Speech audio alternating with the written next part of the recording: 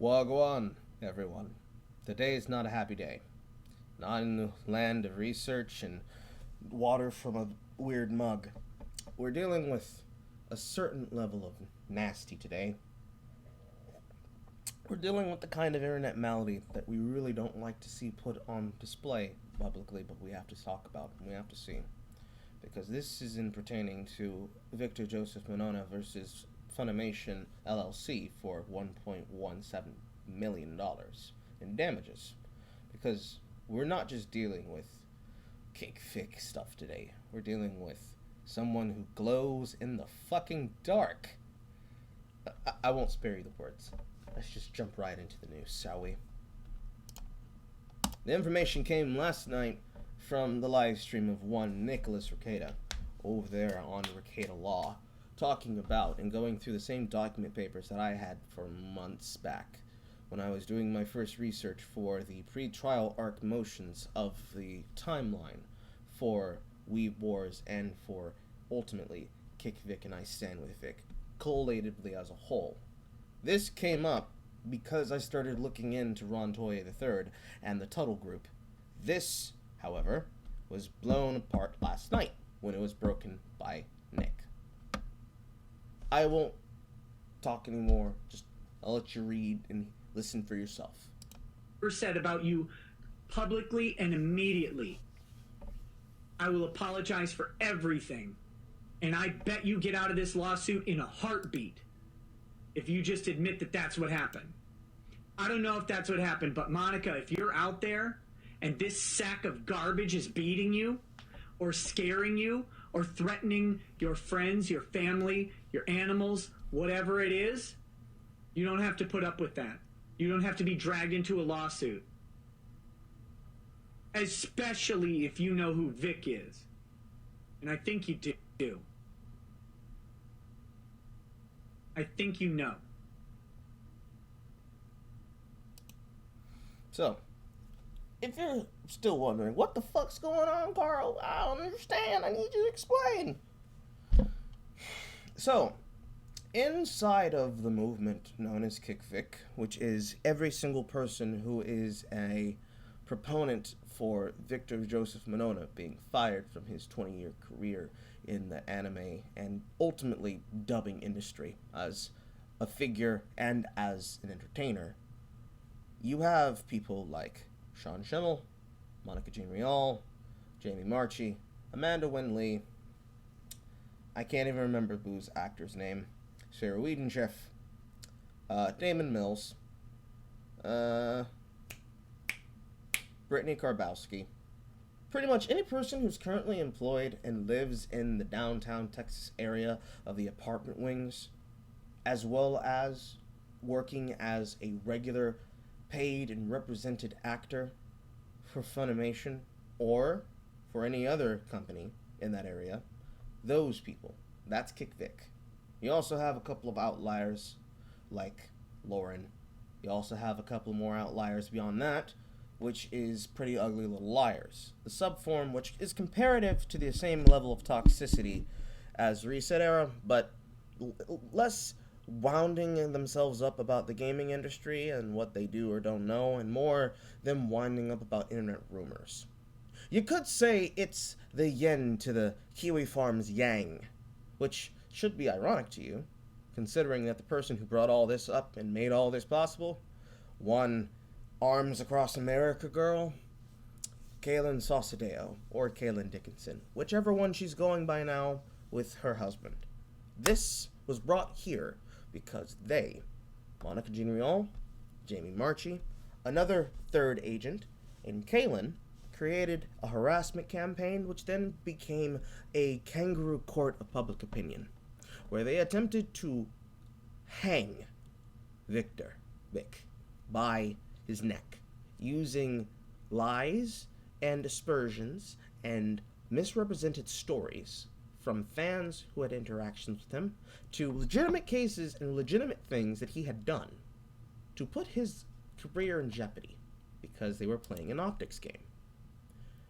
Along with this was the assistant to this, one of the three current co-conspirators being held to the same crime and having gone through the deposition with Funimation in the form of Monica Jean Rial. I don't believe Jamie Markey's been on the stand yet, but most definitely Ronald Toye. Ronald Toye III is Monica Jean Rial's current fiancé. Why is that important to know? Because that is about him. The clip that I just played for you is Nick telling Monica, because she does watch his streams, if you're being abused by him, you don't need to take it. And this is scary, because you see, as we start going through everything being said, it's not a case of, oh, well, he took a shot up across the bow, and, well, we don't know if he's telling the truth. No, no, no, no. No, no. No. No. Monica is defending Ronald. Not only is Monica defending Ronald, Amanda Wynn Lee, the weed mom who took her top off the stage and danced in front of the very horrified children of her Neon Genesis Evangelion director, is doubling down and protecting him. You got any single person, including Brittany Karbowski and the rest of Funimation, trying to protect them from what he's doing. So, what does that mean? What does that actually mean for the news? What I'm trying to explain to you people is that if the timeline as I built it, and as the timeline as it's progressed since the deposition arc, is to be held true, we have an actual abuser on our hands. And this is scary, because there are a lot of abusers in Kick Vic. You have Sarah Wiedenchef's brother, who has been brought up, arrested, and is currently, I believe, waiting trial for cheese pizza. When this came up, they tried to defend him. They tried to put together payments for a legal defense through GoFundMe, and it was shut down because GoFundMe cannot run campaigns for a person's legal defense against criminal charges. Compare this against the ongoing war chest that's being made for Victor. He's not on trial for anything. He's the plaintiff. When it came up that it was very, very clear that Ronald Toye had engaged in torturous interference by using the Tuttle Group to push and pin down on Kamea-Khan back when Kamea-Khan was running, along with all the things that all of those cosplay thoughts like Jesse Cradmore and Dominique Sky were running on the subterfuge level. When they went to the card shop, remember, and they got the press pass and the badge from Monica to go into Kamea-Khan, for Dominique Sky to do that false flag op where she was supposed to go up to the 4th floor where Victor was signing and say that she didn't feel safe and was being harassed, all that shit, some things that y'all probably didn't know about, that also was her being abusive and them trying to scheme to ruin his appearance, which is fitting because she got banned off Twitter, I believe, last week. Now we're getting down to the real brass tacks of the real shit, because we know that there's a whole bunch of abusers out there in Kick Vic. A lot of them tend to be the actors themselves, but now we're at the point where an actual abuser is one of the people who's responsible for this madness. Here's how I see it, right? There are two versions of events where this makes sense. Because if we look at it from where we are right now, it doesn't make sense. Why is Ronald Toye calling himself a sheepdog at the same time he is beating the shit out of Monica? Why is Monica actually taking part of all of this? If she is supposed to be dealing with the actual abuse that she was afflicted by Victor, if this man is doing this to her, there's only two versions of this that make sense. Version number one, when she first met him and he was her landlord, she got into his pants. so that she'd be able to ensure that she had a place to live. I mean, it's not the weirdest thing it sounds. But then past that, when she started dating him, and it became a regular thing, she either looked into his past, version number one, learned who he was, and thought, I can control this, I can use this, this will be useful for me. And then years down the line, when all this started coming up, and the first motions of this started going out through December, during Super Bowl, like during the premiere of Super Broly, she waited, she bided her time, she planned how she was going to cut Vic at the heel. And she was doing all this. And then, when Ronald was asked to commit torturous interference using Tuttle Group, he did it, and it didn't work out, and he ended up losing his job. The Sheepdog decided it was time to be a wolf. He wasn't getting what he was promised. He was promised marriage and good pussy. Sadly, he got neither. So, he took his outrage on her. Started knocking her around. That's version number one. Version number two is a little bit darker. Right? Because this one requires Monica to be stupid. Monica did what she did because she already admitted that she got involved with him when he was her landlord. She got involved with him, started dating him, kept a relationship with him. This comes about by her trying to use Kalen as an easy tool to get Victor out of the industry. You know, strange bedfellows and whatnot. Despite having, like all of us, the same front row seat to change the channel and everything that happened there, with all the abuse that happened with that, she figured, well, I'll make sure none of this blows back to me. It won't be on me. It'll be on them. The pre-trial, the accusation arc happens. The pre-trial arc happens. And now we're in the deposition arc. We get to the deposition arc. She finds herself on the deposition stand where she thought she'd never have to go, because their entire purpose, their entire goal was to get Vic on the stand and have him break down in tears. But none of them apparently knew anything about his background as a law enforcement officer. And none of them actually knew that he wouldn't crack on the stand. Instead, he looked pretty fucking good up there, explaining everything that happened. When that happened, and when Ronald was running the stand, Ronald thought he could intimidate the opposing legal counsel. And because of that, decided to start playing up a facade. He started dipping back into his old ways. And probably started knocking her around then. And Monica thought, shit, what the fuck's going on? I'm scared. I don't know what to do here.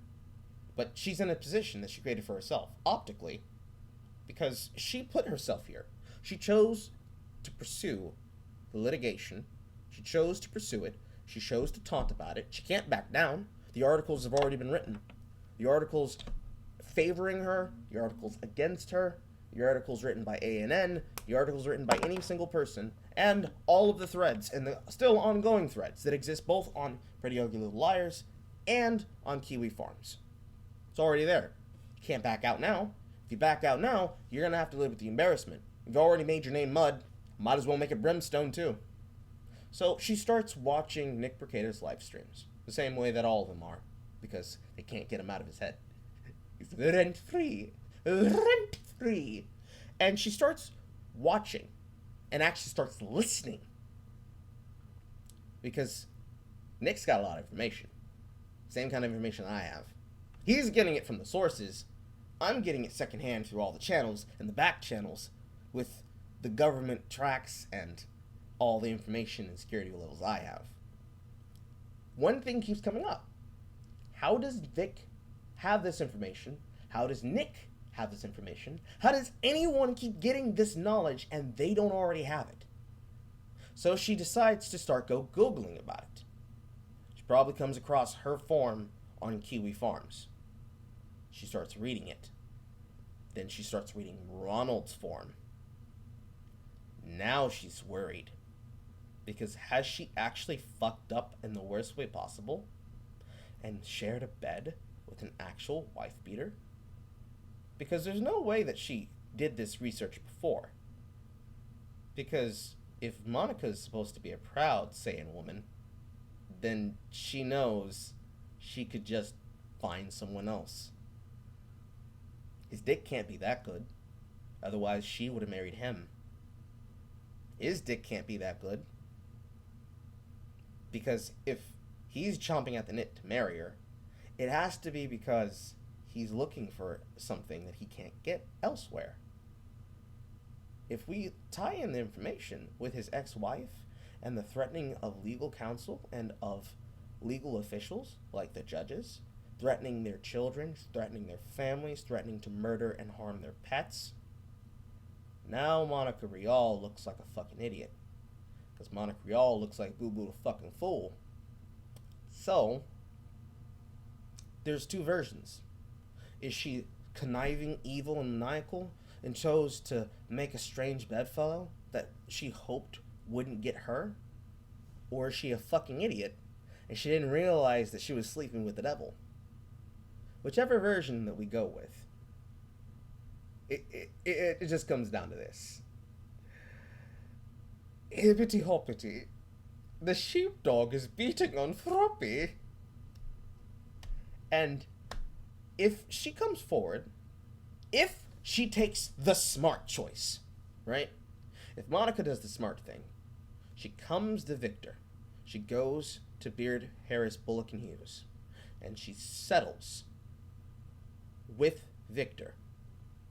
She can then turn around, separate, get the fuck away from Ron, and take his ass to court.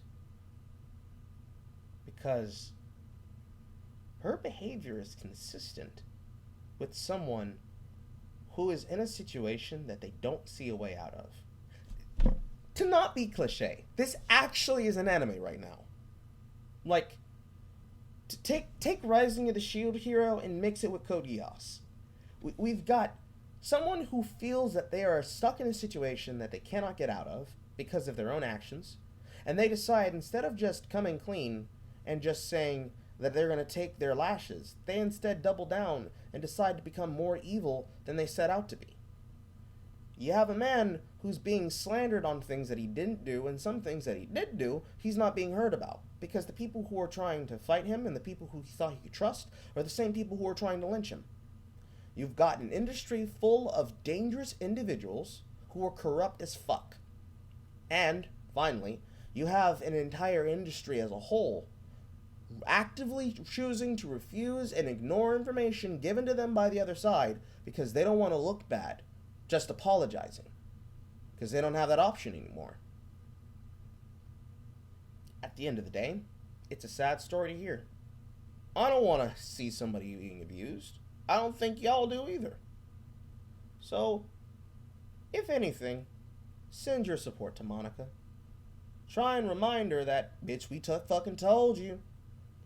And, possibly, call the police. If you don't move out, ask someone to take you in. The first move should have been call the police. As soon as this broke news, the first thing she should have done was just call the police. All these men, all these women in the industry, the entirety of Funimation, they are actively learning how disgusting their fucking acting pool is. And honestly, at the end of the day, this is nothing but ultimately good news for me. Like, how many jobs, how many people are you gonna fire, Funimation? Because y'all glow in the fucking dark. Do you want to keep all these known abusers, all these protectors, and all these toxic harassers as your clientele and your agents? Do you really want your brand to be associated with child porn, domestic abuse, and constant libel, slander, and defamation? I don't think Sony does. Papa Sony better clean house. Because if he doesn't, Victor will.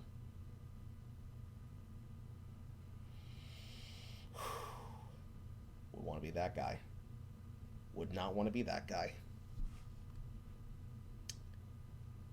Y'all have a good day. I'm gonna go laugh my sides off now.